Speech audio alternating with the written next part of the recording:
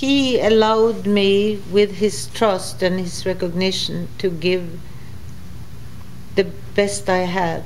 I mean, if you have a lover who really looks at you and looks happy at what he sees, you bloom. Ingmar was always at this side of the camera, and he didn't say something. He knew that I had things to come with, as long as I understood the script, and he only worked with people who understood the scripts. He was sitting there, and he made me bloom, because I saw somebody who's watching, listening, what is she coming with? And I bloomed for him.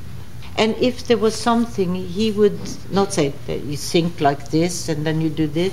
He would say, just take it down a little, just a little. Or, you know, he would, I did a movie, I'm not telling you the whole story, where I was to commit suicide. The only thing he said before the camera, he said, you know, you take the pills and then you sit down on the bed and you die.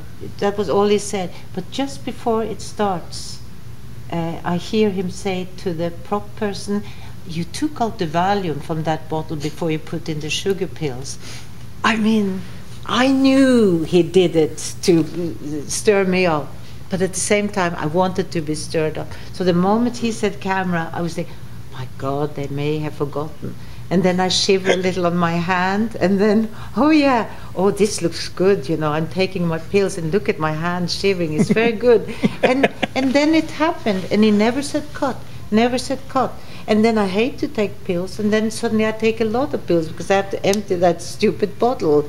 He didn't say a word, never said cut. I sit down, what am I to do now? Well, I'm starting to get tired. Never said cut, so I lie down on the bed. It doesn't say cut. And I lie down, and it's my childhood bedroom, and look at the tapestry. I'm sure she, as a child, she was doing this on the tapestry, you know.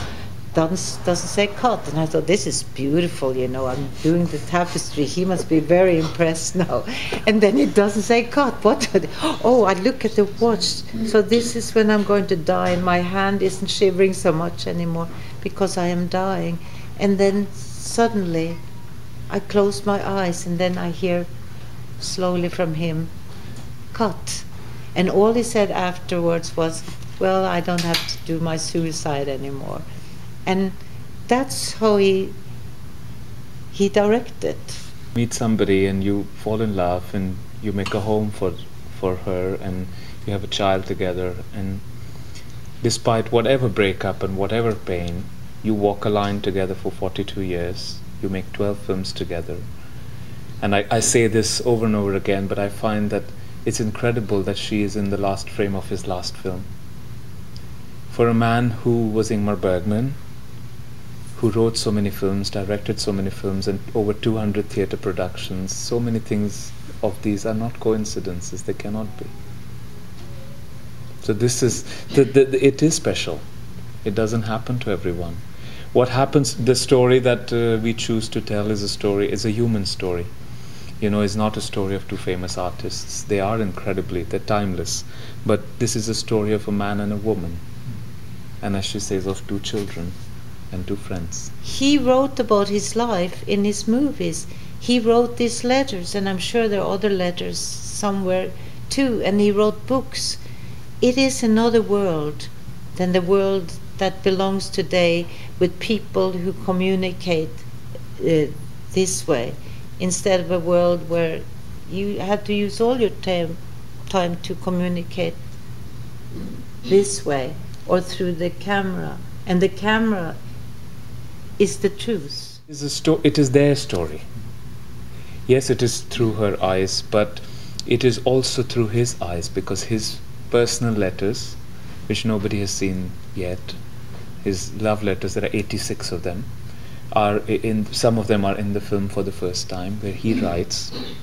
And while reading those letters, and I couldn't read them because they're in Swedish, but our producer was reading them when we were filming them, and one moment he suddenly stopped and he looked at me and said, there is so much love in here. And to be honest, I haven't read them for hundreds of years. And I took copies before I gave it to them. So you know, when I saw the movie, did he write that? to me, I mean, that was a gift too. I'd forgotten I was worth loving that way, and so I'm going to go home and read them again. And later, of course, you know, I do fiascos in Hollywood, and I always know, doesn't matter, I'm going home to do scenes from a marriage. So then I knew whatever I did, I could always go home. And for me, Ingmar was home.